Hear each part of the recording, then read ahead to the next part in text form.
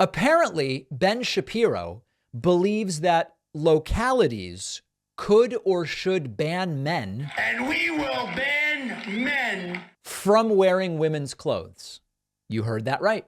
According to the pro-freedom folks, it's not enough that we live in a society where people can wear whatever they want. We need to restrict what people can wear on the basis of their gender. Now, I'm going to play the clip for you, and you're going to notice that there are some real complexities here about how you would even enforce this. I would argue it's not even legal.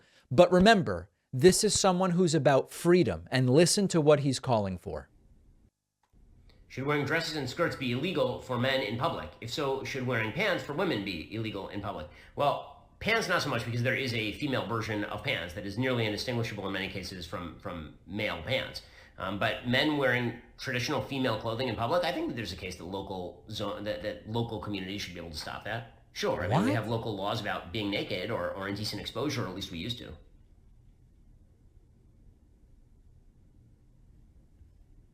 What?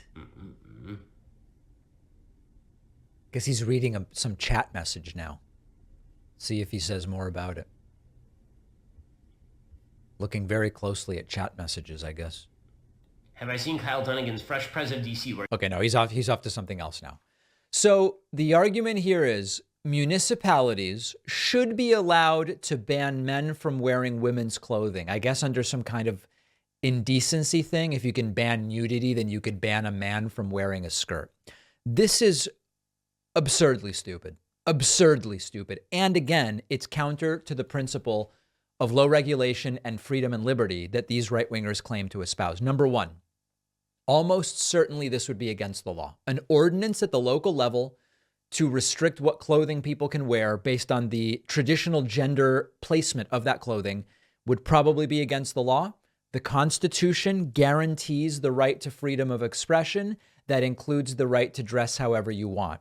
If you attempt to restrict that based on gender norms, you would almost certainly violate the Equal Protection Clause of the 14th Amendment. They say they're for law and order. This would almost certainly be illegal. They will often cite the obscenity exemption. Arguing that a man in a skirt is somehow obscene is going to be a very, very tough legal argument to make. But let's put legality aside for a second.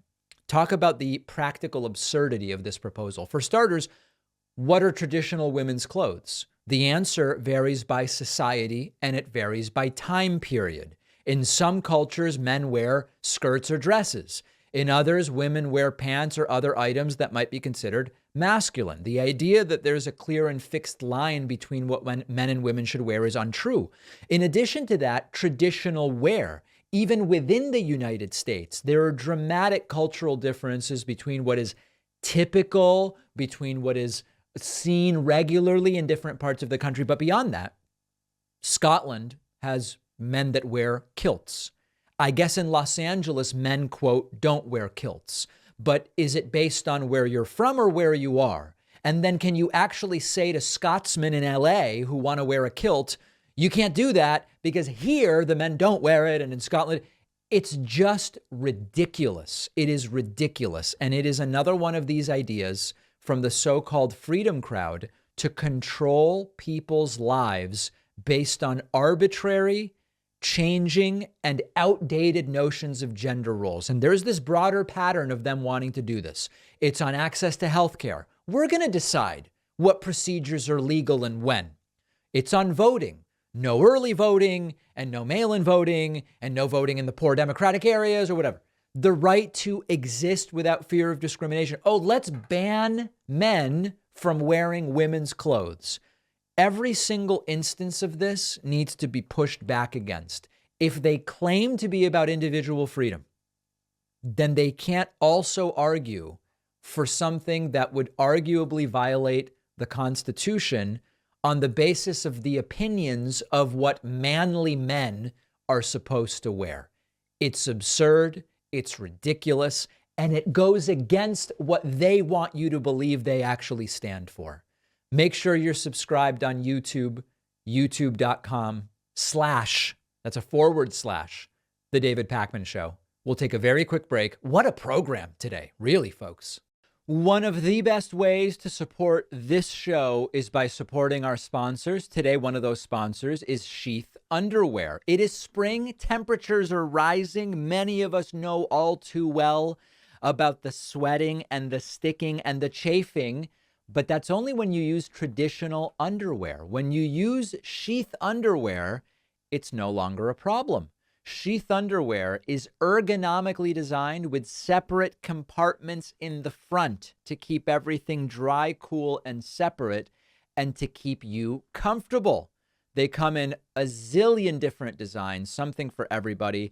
The quality is amazing, super long lasting. Put an end to the readjusting and the sweating and the shifting uncomfortably.